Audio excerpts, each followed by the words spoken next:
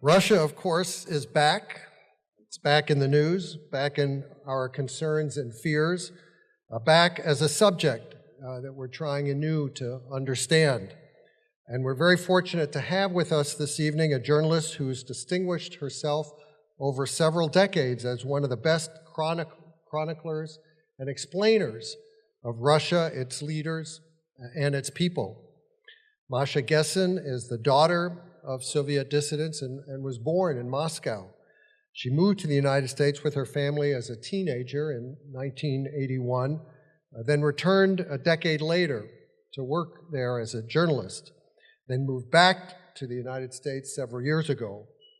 Throughout her career, which has included not only many articles, but 8 previous books, Masha has time and again shown herself to be as courageous as she is eloquent, an unrelenting thorn in the side of the Russian authorities, in particular Vladimir Putin, and a determined advocate for democracy and LGBT rights.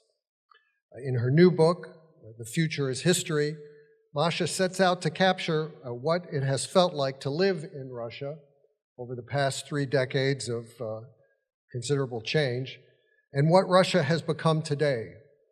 She does this by focusing on the lives of several people, 4 younger ones who grew up during the 1990s when Russia was opening up, then came of age when the country started shutting down again, and 3 older individuals, a sociologist, a psychoanalyst, and a philosopher, who not only are old enough to have experienced the Soviet Union, but are in a position, because of their intellectual training, to reflect on what's happened in Russia.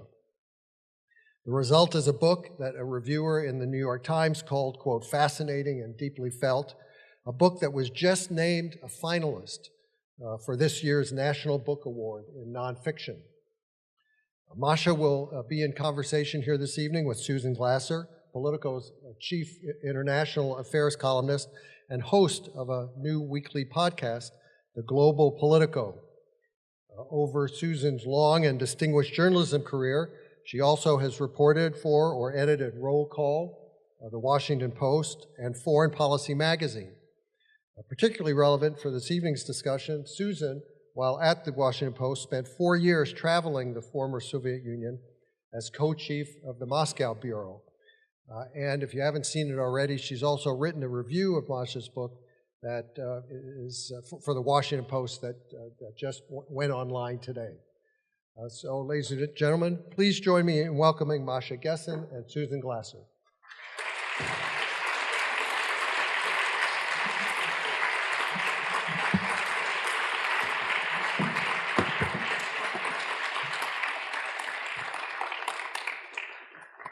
Well, thank you so much, Brad, and Lisa, and all of you especially for sharing your busy evening with us. I'm impressed that so many of you managed to make it through our Washington gridlock and come tonight, and very grateful because I think this should be a great conversation. I've been looking forward to it just because I'm looking forward to talking with Masha and hearing what she has to think. There's been, it's another busy week here in Trump's Washington, so we have a lot of questions that I have, and we'll get to that, questions from the audience as well. But it's a great honor to see Masha here and this big, ambitious book. As Brad, I think I heard you say, as you mentioned, I did review this book for the Post, and so you can see what I think of it there. But I'll sneak preview. It was a very positive review. It would otherwise be a little bit of an awkward conversation. Well, with exactly. The review having it's been published an hour ago. Just to actually, I told my editor I was doing this, and I said, just Masha and I have met each other a few times, but we're not old friends or anything. And I said, when are you planning to publish this? And actually, they didn't tell me. It was all done and finished and signed off on. And I guess this is what they mean when there is an absolute, blind wall here. So there's no connection between this event and the review. But thank you. The book has gotten, I think, rightly a lot of acclaim. It was just announced that it's a finalist this week. And my observation would be, and I'm curious if you can start out tonight by telling us a little bit, it's one of the most ambitious books that I've read about the Putin era in particular, right? There are a lot of very ambitious books about the Cold War. There are a lot of ambitious books about Russian history. I really can't think of anything that aims to tell in such big detail the story of what's happened in the last 17 years. And I start out the piece by saying, you might not have noticed it, but a few weeks ago, a landmark was quietly passed, and Vladimir Putin became the longest-serving Russian leader since Stalin. He outpaced even Brezhnev's record, who we associate as having been the leader of the Soviet Union forever. So, since Stalin, how did you decide now is the time that I'm going to write this big, cinematic, ambitious book about Putin's Russia? I wasn't actually timing it for the record, and I wasn't timing it for his, as you pointed out in your review, assured re-election next year. The timing was a little bit of a personal matter. I left Russia, and I thought I should write one last book about Russia. And every couple of years somebody writes a Russia book to end all Russia books. So I thought this is my turn.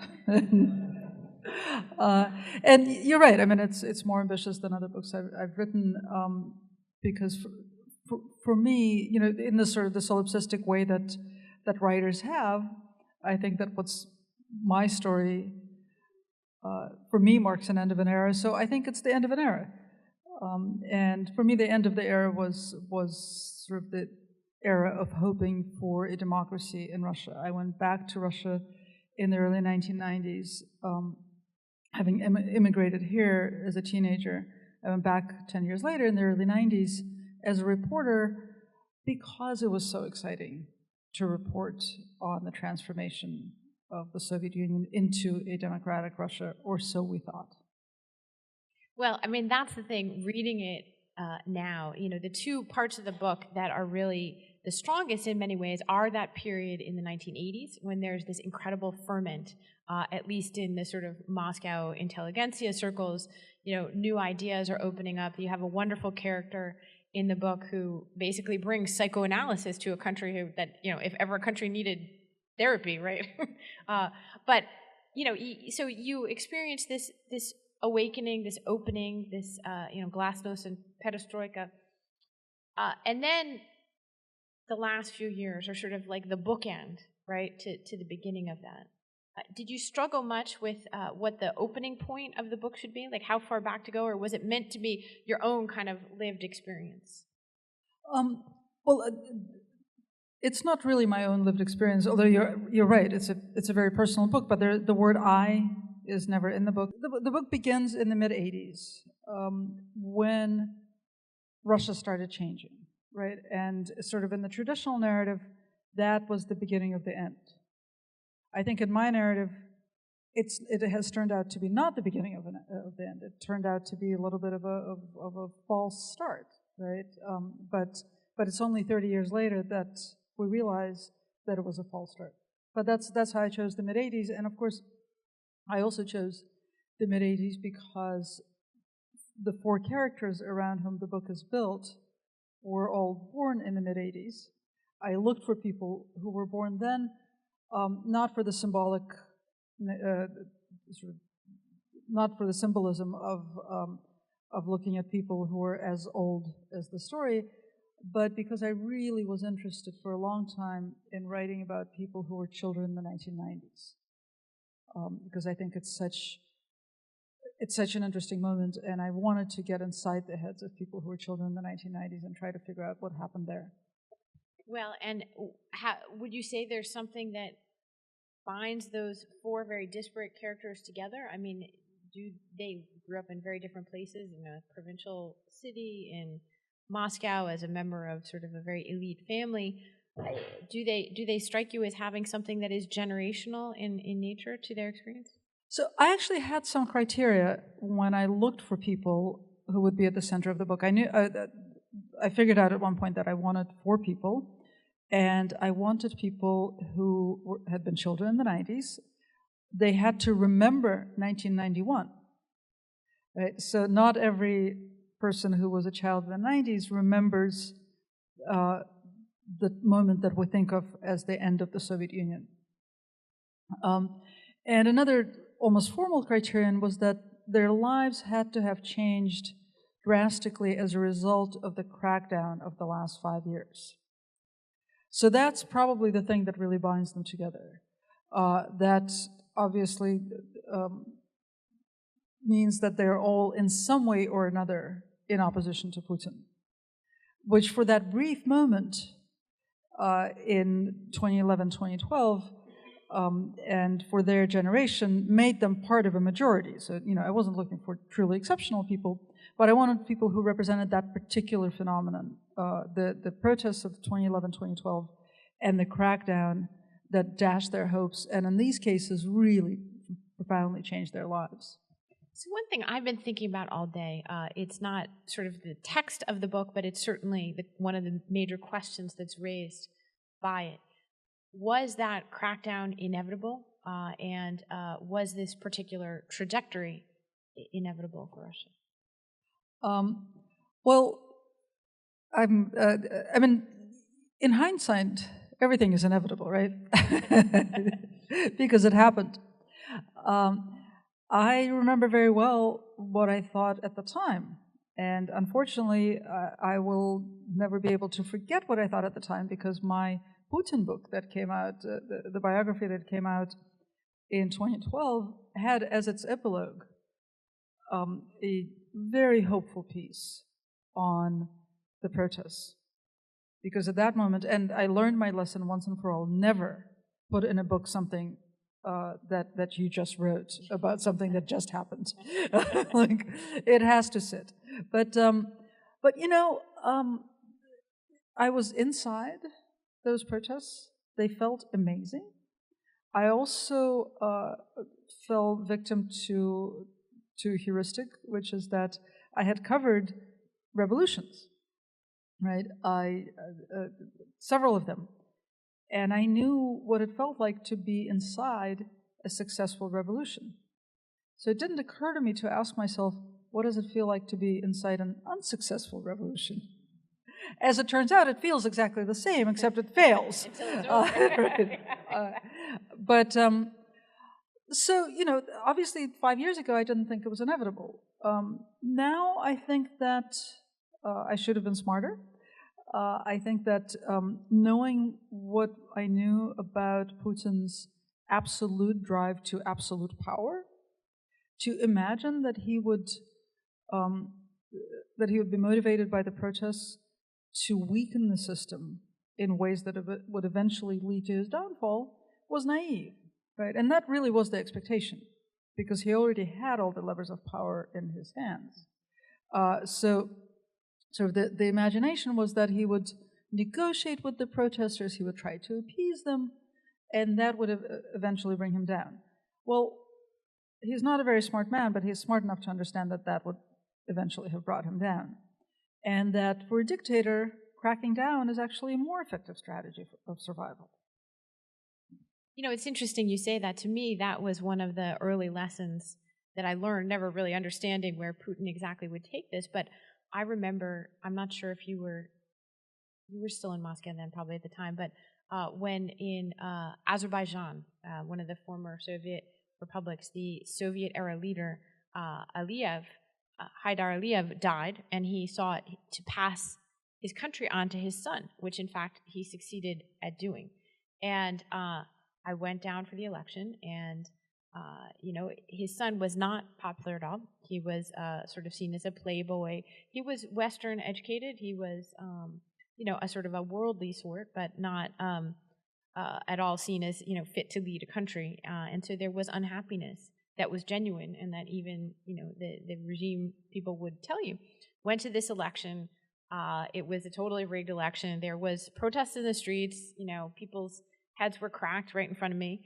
But it was the lesson that I took away from it was on the plane going back, and there were some Western election observers and some Russian election observers on the plane back to Moscow. And the Europeans said, We don't understand. I mean, why were they so greedy? Why did Iliev have to give himself 85% of the vote? Nobody thinks that he really got 85%. Couldn't they have done 55? And he said this to the Russian. He said, you don't understand. The 85% was the point. The fact that people knew he wasn't very popular and that this had to be, an orchestrated result, the higher the percentage, the better. I'm amazed they didn't go for 90%. And it was this very revealing moment to me where I realized that, the things that are necessary to dictate the survival of an authoritarian government are very different than, certainly that product of the United States is used to thinking. And Putin has always struck me as playing more by Iliev's law than we realize. So, based on this book, I know every single person here is going to stand up and ask you this question, so I'll just ask it for you anyways. Why do you think Putin has taken what appears to be such an aggressive outward turn? Not just focusing on cracking down inside Russia and making sure no more Bolotnaya protests break out, but focusing on the United States to a degree that clearly has shocked many people here in Washington. This Saturday, it will be the one-year anniversary not only of the Access Hollywood tape, which I'm sure everyone here remembers, but it will also be the one-year anniversary of when the U.S. government said Russia had done the hacking of the DNC, the one-year anniversary of the leak of John Podesta's emails, and it's Vladimir Putin's birthday. And the 11th anniversary of the murder of Anna Politkovskaya. I think that actually, in echoing what you were just saying about Aliev's election, the outward turn was the point, right? I believe, and I discuss this at length in the book, I believe that the nature of the regime changed after the crackdown. It went from being an authoritarian regime to a kind of totalitarian regime, right? When I say kind of totalitarian, I don't mean that he was establishing a new totalitarian regime, right? That would involve terror and just all sorts of unimaginable horror. But he was calling forth the habits and customs of Soviet totalitarian society. And one of the differences between an authoritarian and a totalitarian regime that I think is key here is mobilization. Right? And in an authoritarian regime, nothing is political. The authoritarian leader wants people to stay home, tend to their private lives, and not pay attention while he plunders the country, consolidates power, or whatever it is he's doing. A totalitarian leader wants the exact opposite. Everything is political. There is no private realm. And the totalitarian leader wants people out in the public square rallying for a victory, right? The population has to be mobilized. And there are lots of reasons why it has to be mobilized, but the question is, how does it get mobilized? And it only can get mobilized against an enemy. And the only enemy that is big enough and glorious enough to be mobilized against is the United States. And I think that's something that the foreign policy establishment in this country really failed to understand, was the nature of the war in Ukraine. Russians believed that they were fighting a proxy war with the United States in Ukraine and in Syria. And so in that sense, the intense interest and participation in the American election is just completely logical. It's not a break with the narrative. It's part of the narrative. Especially because Russia believes that the United States has meddled in its own politics, has organized, that Hillary Clinton personally organized protests in the streets in 2011, 2012. And so why shouldn't Russia do the same here? Okay, so you brought up the T word, as in totalitarianism, which is the subtitle of your book, How Totalitarianism Reclaimed Russia. You had to have done that recognizing that some people would get in an argument over definitions with you, and that, Vladimir Putin is many things. You've described them well in your previous book, but he has not killed millions of people. Right. So that's why I wrote a whole chapter on the definition of totalitarianism, chapter 14. So here's my theory of the case. I think that Putin certainly did not set out to be a totalitarian leader. In fact, the regime that he was trying to build is a mafia state. And this is, I think this is the best definition. Again, there have been many that are oligarchy, kleptocracy, crony capitalism, a liberal democracy. I think that they're all flawed, and the best one is the mafia state. And this is a definition put forward by a Hungarian political scientist named Balin Magyar, who describes it as a clan, a family run by a patriarch. The patriarch distributes money and power. And the amazing thing, and since people are going to ask about this as well, I'll just go ahead and say it. The amazing thing, of course, is when I was writing the book and writing about mafia state, the concept of family was a metaphor, right? So you're talking about the other T word. I wasn't thinking that we would be observing the formation of a mafia state with a literal family at the helm. But so he was building a mafia state. His goal continues to be to retain power in perpetuity and to continue enriching himself. But because to do that, he had to crack down in 2012. And because he cracked down on the ruins of a totalitarian society, the response he got was the survival response of a totalitarian society. It's very much like a person who has been in an abusive situation develops survival skills that are suited to that situation. And those are the skills that person is going to use throughout their life, unless something extraordinary like really great therapy happens to this person. But as Susan already mentioned, Russia needed a lot of therapy, didn't get a lot of therapy. The survival skills of a totalitarian society were perfectly suited for the period of state terror. And the thing that I think we have discovered in the last 20 years is that they have been maintained. And in response to Putin's crackdown, that's what came forward. So I know we are going to want to turn back to the other T word in a second, but let's stick with the book for right now. You have these sort of four main characters, these young people, but you also have these sort of three intellectual protagonists. And one of them is Alexander Dugin, who has become, in a sense, the chief ideologist behind Putinism, even though he wasn't like personally close to Putin as far as we understand it. Tell us what you think about this debate, and there is a debate about whether there really is an ideology of Putinism beyond just maintaining power for Putin. This is one of the big arguments in our sort of world of Russia watchers, and the reason I think it's particularly relevant right now is this question of what kind of a conflict are we facing between Russia and the West, between Russia and the United States. It actually depends a little bit on how you assess their ideology, whether they have an ideology, and if so, how it plays out. So tell us a little bit about your study of Alexander Dugin. He didn't cooperate, unlike the other characters in this book.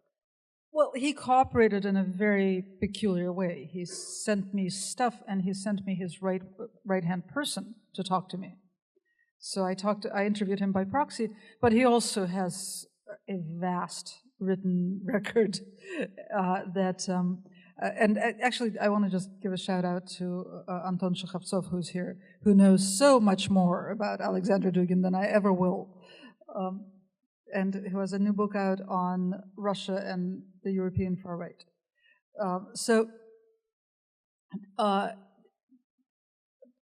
The ideology question, actually, I'm not sure is the right question, and I'll explain. Ideology is also something that looks coherent usually in hindsight. When you read contemporary accounts of, say, Hitler's Germany, which we imagine to have had a very clear ideology, Victor Klemperer talks about how they are opportunists and they just pick up whatever is handy to make a particular argument. Erich Fromm writes that they have no ideology whatsoever, and the very idea that Hitler has an ideology is misguided. Hannah Arendt writes later than Fromm that that one of the reasons that the West was that the other Western countries were so slow to understand what was going on in Germany and in the Soviet Union was that the ideology on the face of it seemed preposterous. That if you tell somebody that they're going to kill millions of people because of their ethnicity, it sounds preposterous. If you tell somebody that their ideology is to eradicate entire classes of people to the tune of millions of people, it sounds preposterous. Only once it's happened does it become believable, even if it's still unimaginable. And then it starts to add up to a coherent ideology. So I think, once you've immersed yourself in those accounts, you actually think, this guy doesn't have less of an ideology than any of those. I think he has struck a couple of themes that are consistent, and one has a lot of traction, and that's traditional values, right? It began in part with queer-baiting the protesters, and because that turned out to be so effective, it's turned into this full-fledged sort of idea of a traditional value civilization. That's Dugin's idea, and a Russian world, and Russia as the center of a civilization based on traditional values. That's as coherent as it gets.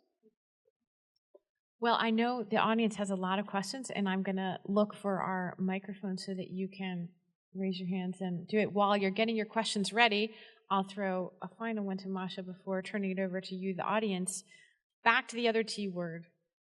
You've written, and I'm sure many people here are familiar with your very powerful essay in the New York Review of Books, suggesting that the threat of Trump has to really do with the question of the kind of society we have here in the United States. So now that it's 230 days into the Trump presidency, what is your own progress report on the state of American democracy under Trump? Do you feel that your predictions are coming true?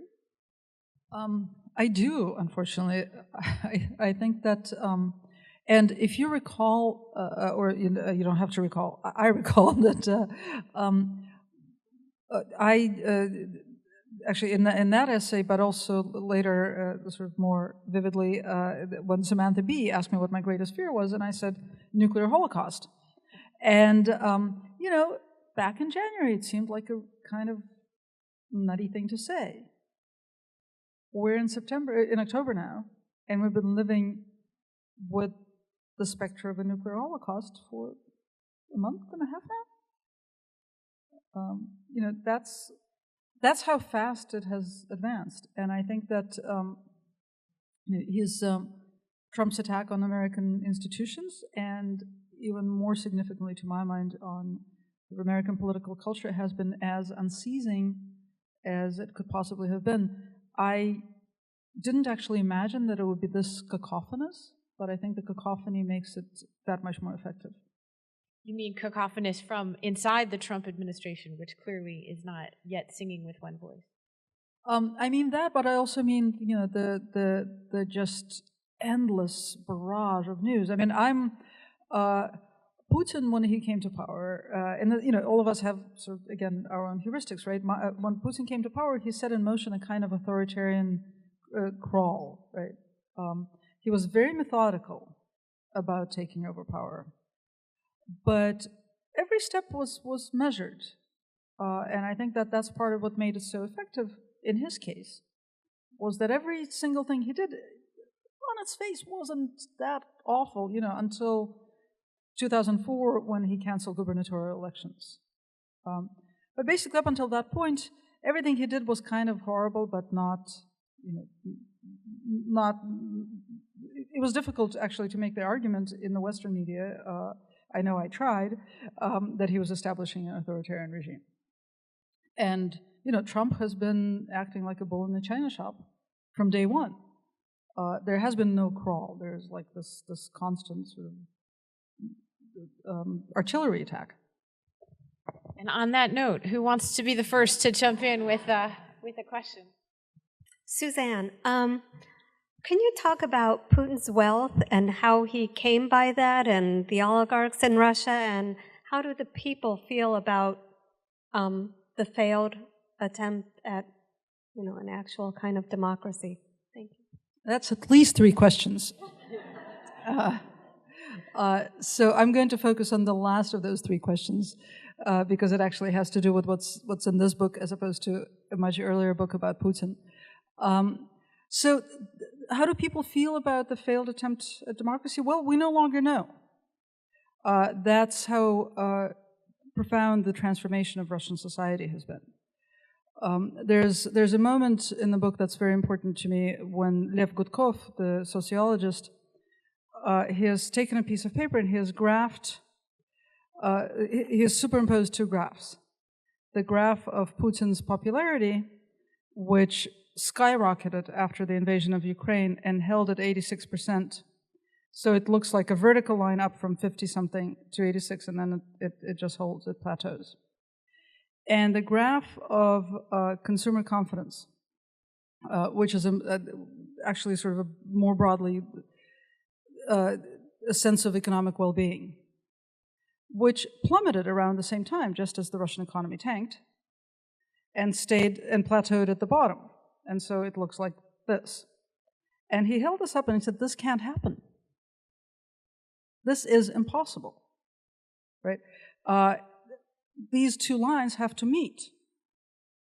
Either this goes up or this goes down, or most likely both of them, one goes up and the other one goes down. The fact that it hasn't means that it's no longer a society in which you can meaningfully measure public opinion because there's no public and there's no opinion.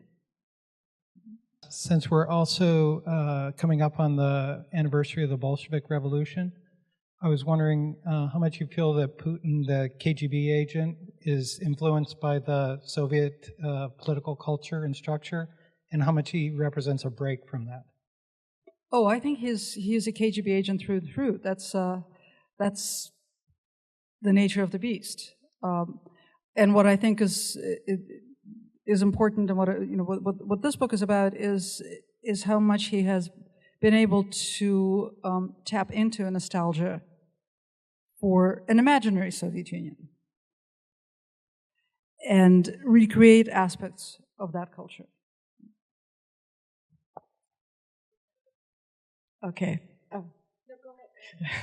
My name is Ruth, and given the different histories and different political cultures of Russia and the US, and given what you've termed the assault on American political culture by Trump, how successful do you think he will be in establishing a quasi-totalitarian regime here, if at all? And what would be the best resistance that you would suggest for the American population? So, I don't think that there's a danger of totalitarianism in this country. Totalitarianism does require state terror. The reason that Putin has been able to tap into totalitarian culture is that there was state terror in the Soviet Union for at least 3 decades. And the memory of that terror has shaped the society that Russia has today. I think that Trump is an aspiring autocrat.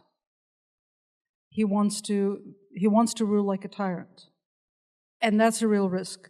And it's a real risk, not in the sense that Americans will forfeit as many liberties as Russians have forfeited, but it's certainly, it will. I think there's a real risk to institutions, and there's a real risk to political culture.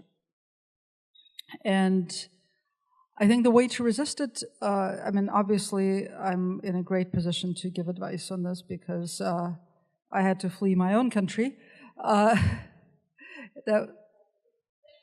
That's one way, yeah, New Zealand seems like a nice place, but I think that in this country, we have to be really aware of what we have, right? There have been aspiring tyrants, aspiring autocrats, as long as there have been democracies, right? And there have been people who wanted to destroy them. And never actually have they confronted a civil society this strong and a public sphere this healthy. And that's a strange thing to say because, you know, we've all been bemoaning with good reason sort of the polarization in this country and the crisis of trust in the media. All of that is true. And still, I think, you know, a majority of people in this country are routinely exposed to opinions that they don't share. A majority of people get their news from different sources that don't speak with one voice. We have an absolutely extraordinarily wealthy and broad civil society, and we saw how it can act when the travel ban happened, and how civil society motivates institutions to act. We have to be really aware of that, and in part we have to be aware of it because we need to know that institutions don't actually function without civil society. Institutions will absolutely not save us. Only if civil society puts pressure on them and supports them will we have some hope of protecting what we have. But we also, you know, we also have to understand that what we have is very much worth protecting. Hi, my name is Jason, and my question relates to how Russia sort of interacts with the broader world. I've sort of noticed a pattern kind of in Russian history where, you know, like some sort of catastrophic war, for example, will happen, like Napoleon attacks, and as a response, there's a push back to the West. So Alexander then seizes much of Poland. Or after World War II, you know, you see Stalin setting up this network of various satellite states in Central Europe. Do you see Putin as kind of actively following in that sort of pattern? I actually would disagree with your narrative a bit. You've just told a story that actually Russia really loves to tell of how Russia is always under attack and counterattacks. I think a probably more accurate way of looking at it is to say that Russia has been an empire, and it has had an expansive vector for most of its history. And it's not because it's under attack from the West. And that's very much in play now. I think that one of the missed opportunities, and I do talk about this in the book, is sort of the opportunity to develop a post-imperial identity. Right? The Soviet Union was an empire. It was an empire that denied that it was an empire, but it broke apart like empires do. But there's still an empire left, and this empire had the opportunity to start thinking of itself in a different way, and perhaps to not base its identity on greatness. And that didn't happen. And under Putin, it's very much sort of back to a great Russia.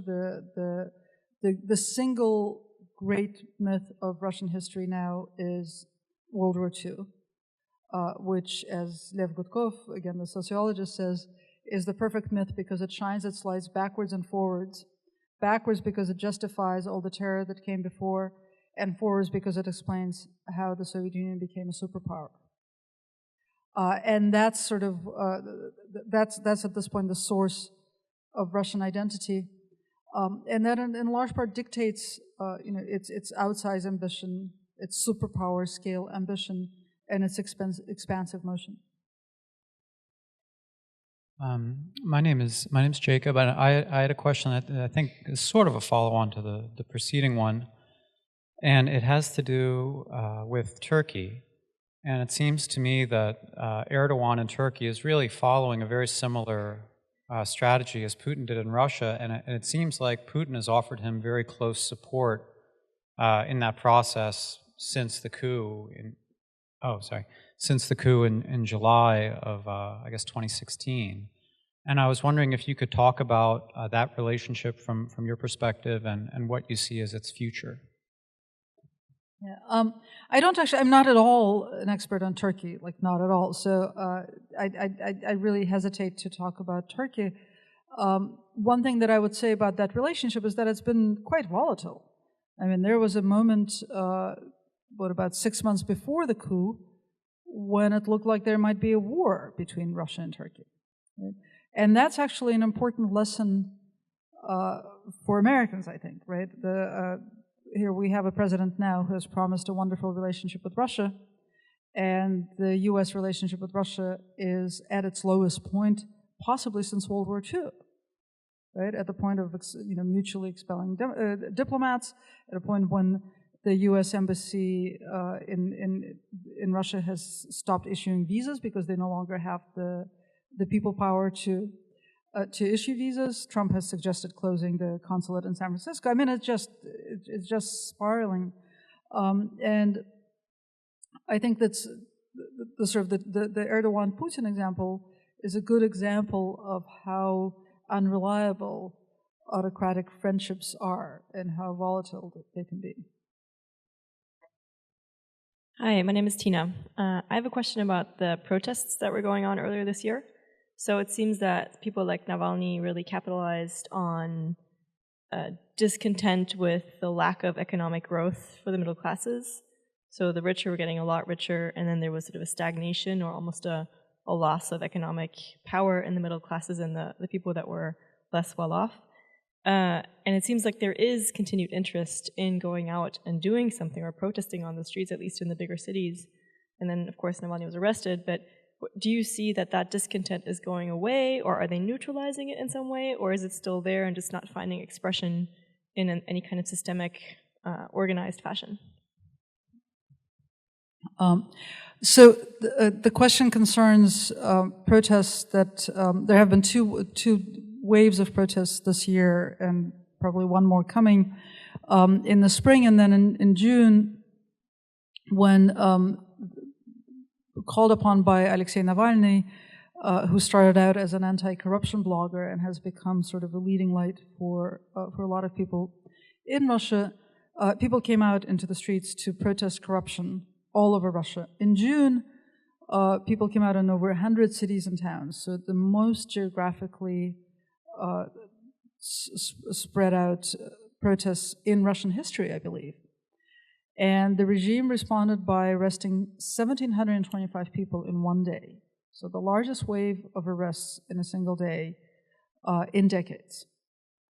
I think that gives us a pretty good indication of how this is going to play out. But to me, the saddest thing about those protests, as much as I have lots of problems with Navalny's politics, but I admire his inventiveness and his courage immensely. And as much as I admire the people who came out to protest, there was something really tragic to me about those protests, and that was how both the number of very, very young people in them, but even more so the way that older people, and by older people I mean anybody over 25, interpreted them, right?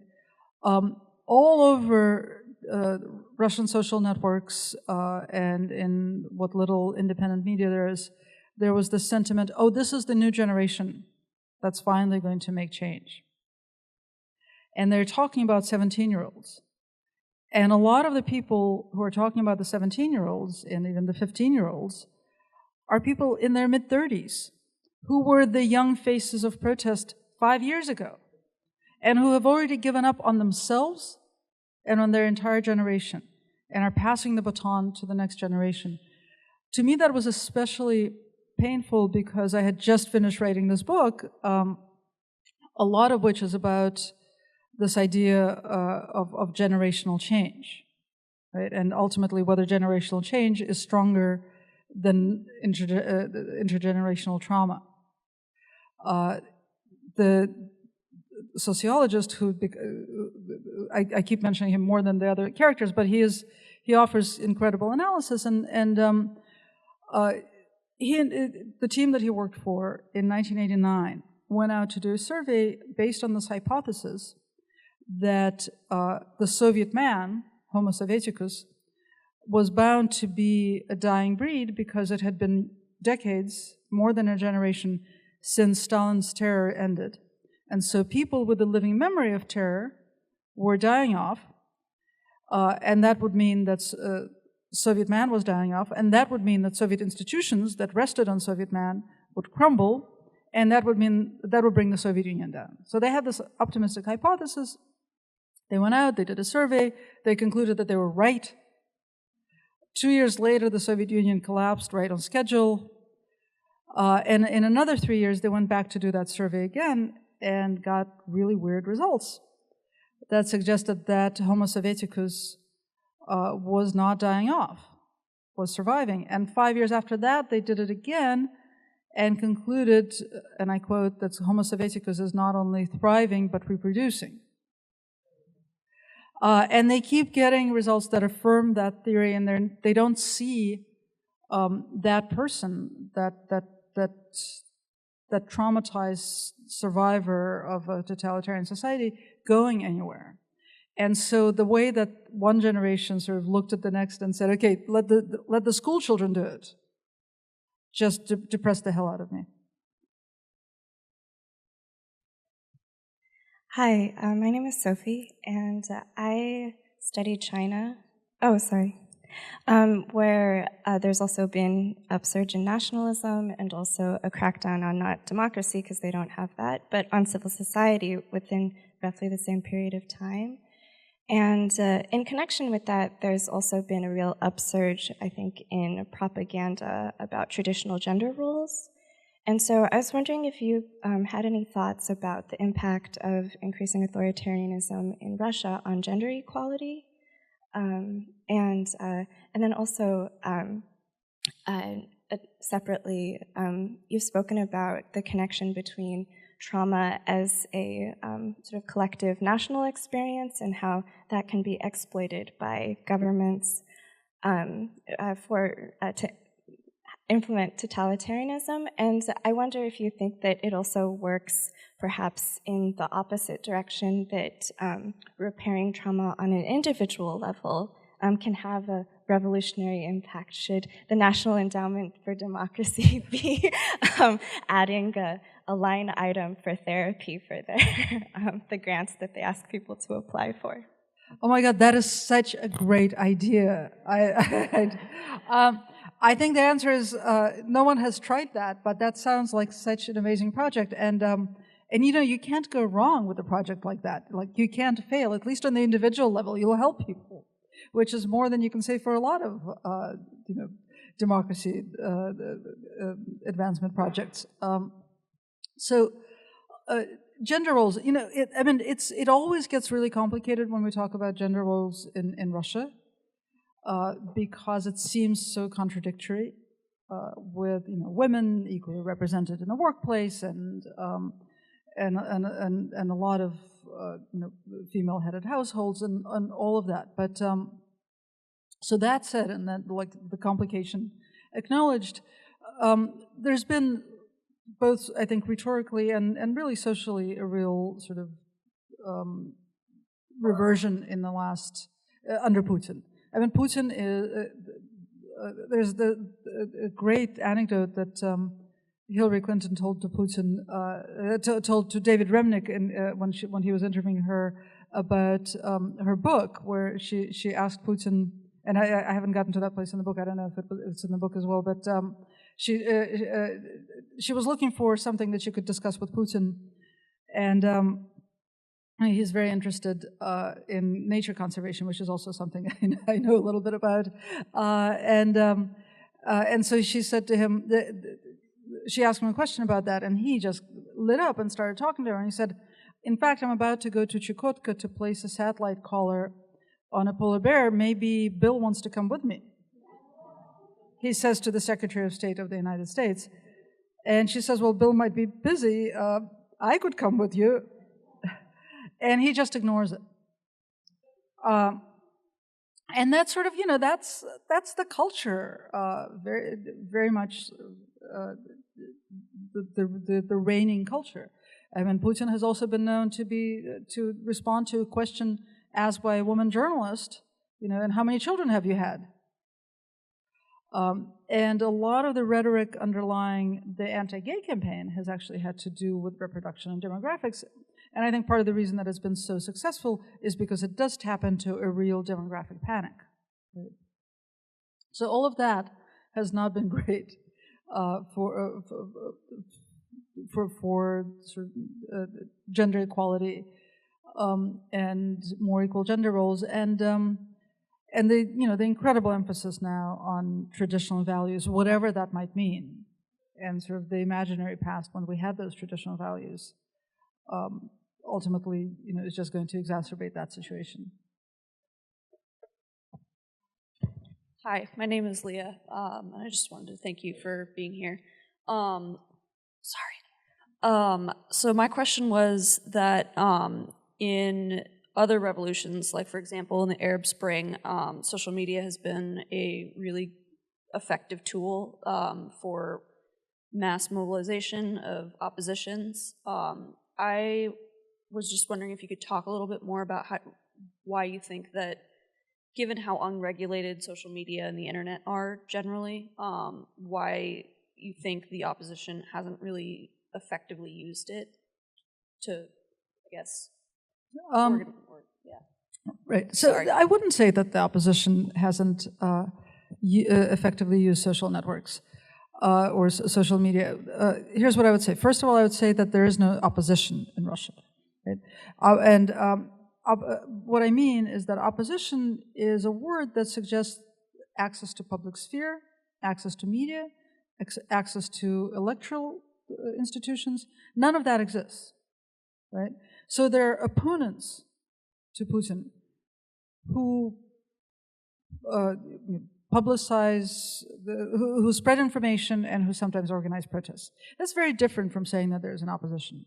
And it has a lot to do with why the potential of how the potential of social media is limited, right?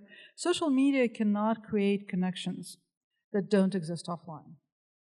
Right? It cannot create public space that really doesn't exist offline. It can speed up communication and it can amplify messages, but only within the confines of what already exists offline. Right? And so when protests broke out, people were able to spread the message very, very quickly within existing networks, using social media, among other things. As often happens, the impact of social media was overestimated. Polls actually showed that about half the people who participated in protests in 2011, 2012 learned about them from social media, and about half from other sources, right? But it played an important role. But it's not, social media, as we have now finally learned in this country as well, is not inherently anything. It's not inherently democratic. It's not inherently a force for good. And it doesn't inherently, it doesn't create things that aren't already there. It just makes them more efficient. So I'm originally from Moscow. My name is Natasha. I immigrated about it was last year of the Soviet Union. I have a personal question. Actually, two interrelated personal questions.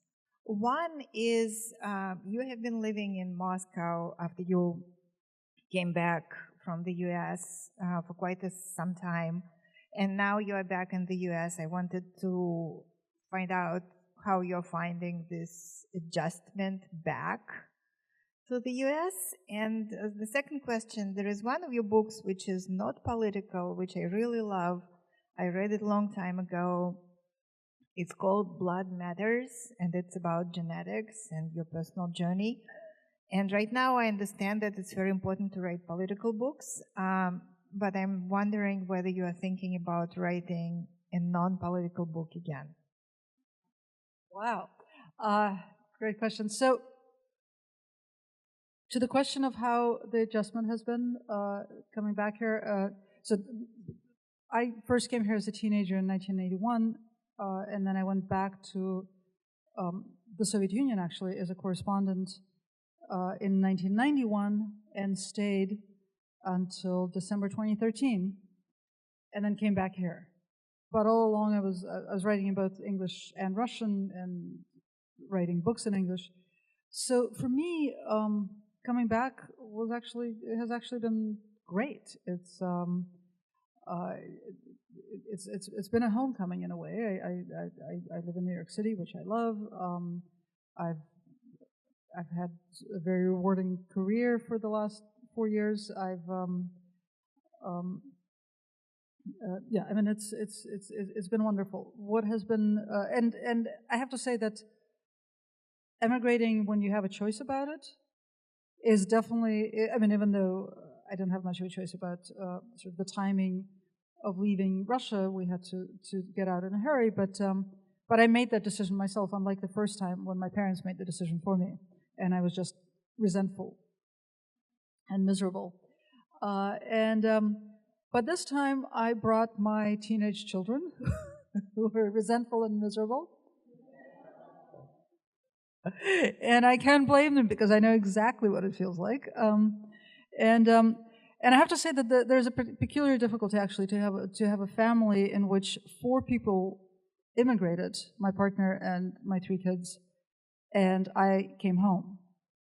And that's really been a struggle because I think at least for people who emigrate, as difficult as it is, there's also kind of a rewards ladder, right? Because you go from working illegally under the table to actually having a regular job to then finding a job in your field. There's a rapid kind of growth that compensates for that loss of social networks and social status that people inevitably experience when they immigrate.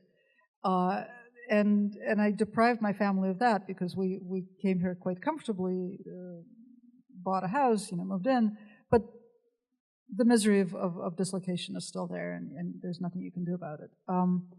And to answer your question about whether I'm thinking of writing a personal book, I am thinking of writing a personal book, but it's like years down the road. If I do write it, it will be a book about immigration and gender. Hi, thank you for coming. My question is, I was wondering if you were able to get outside of Moscow into some of the other cities and whether you were able to talk with some of the various other ethnic groups in Russia. And what were your experiences? Thanks. Well, I mean, in my work as a journalist in Russia, I was mostly a roving reporter, and I traveled all over the country and did a lot of reporting on from different cities, including a lot of reporting on non-Russian ethnic groups and non-Orthodox Christians. This book is built around 7 particular people, one of whom, 2 of whom are not from Moscow, and the rest of whom are from Moscow. So one of them grew up in a provincial, a large, actually, no, he didn't start out in a large city. He started out in a very small town, provincial town, then moved to a larger provincial city, and then had to actually flee Russia altogether. And I think he's an absolutely extraordinary character, a young academic who was very hopeful just a few years ago, started the first gender studies center at a Russian university, and had really found himself sort of in academia. And then a couple of years later was running for his life, and now lives in New York. And another of the characters is Boris Nemtsov's daughter, who grew up also in a provincial city, but a very large one, Nizhny Novgorod, Zhana Nemtsova, and she also has had to leave the country following her father's assassination. We have time for 3 more quick questions. Hi, I'm Julie. I'm trying to figure out exactly how to word this, but I work for LGBT rights, and it's been really shocking for me. I did not expect Trump to come after the LGBT community the way he has. And then, with the release of the Department of Health and Human Services plan, which is basically a fundamentalist plan yesterday, I'm wondering, with both Putin and Trump, how core you think misogyny and homophobia is to how they function and how it ties in with their political worldview or not. Is it kind of coincidental? I mean, you've talked a lot about traditional values, but a little more about the role those play. That's a really interesting question because I've actually puzzled over this American obsession with core values. Right? Like, why do we care if somebody is deeply racist if they behave like a racist? Why do we care if somebody is deeply homophobic if they're president and they encourage homophobic policies, or launch an anti-gay campaign? It doesn't matter. What matters is what they actually do, and what becomes our observed reality. Our observed reality is that this president is Trump, but the other one in Russia too, is going after LGBT people in a fairly concerted manner, right? I have my ideas about why he's doing it. I think because for someone like him, and this was calculable, and I wrote about this very early on. In July of 2016, I wrote that he was going to reverse progress on LGBT rights. Because for someone like him, it makes sense to reverse the most pronounced, most recent, most rapid social change in this country. And that concerns LGBT rights.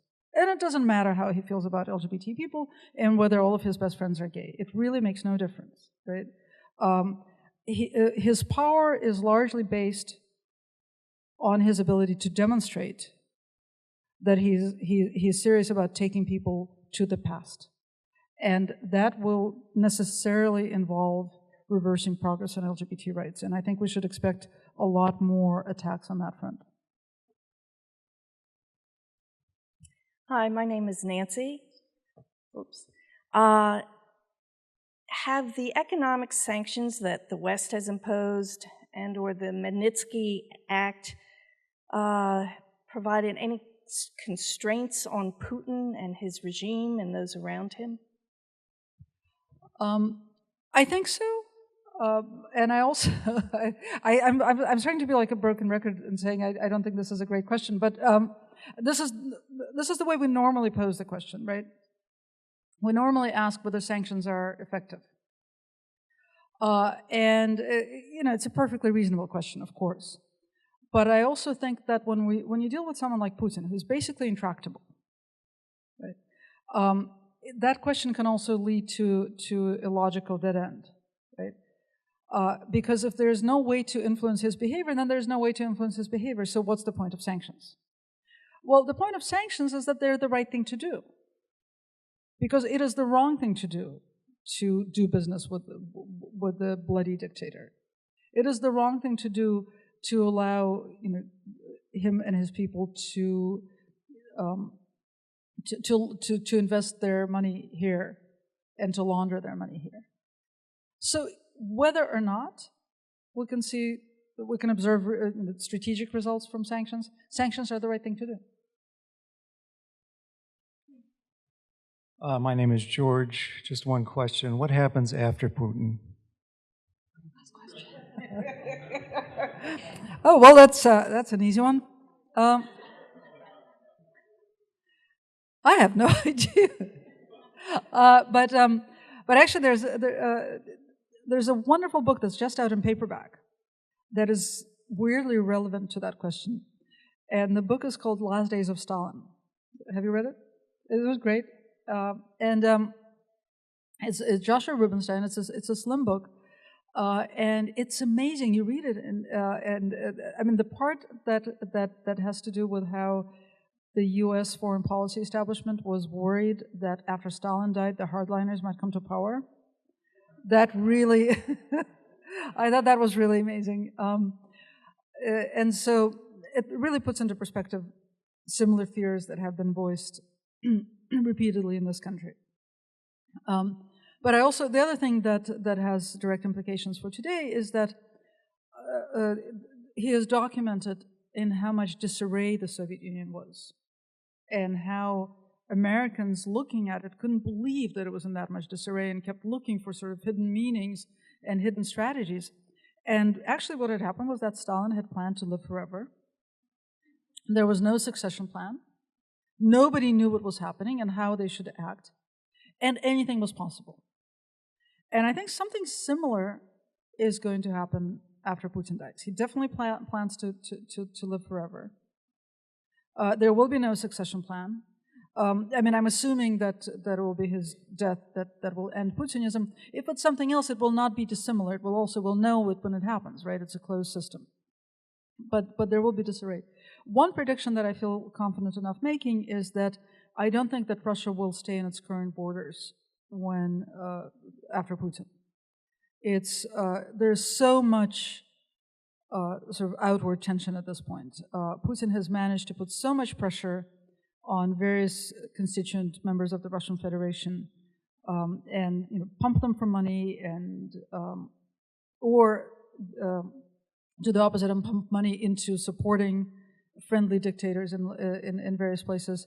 Once he's gone, sort of those tensions will come to the surface, and various parts of Russia will break off.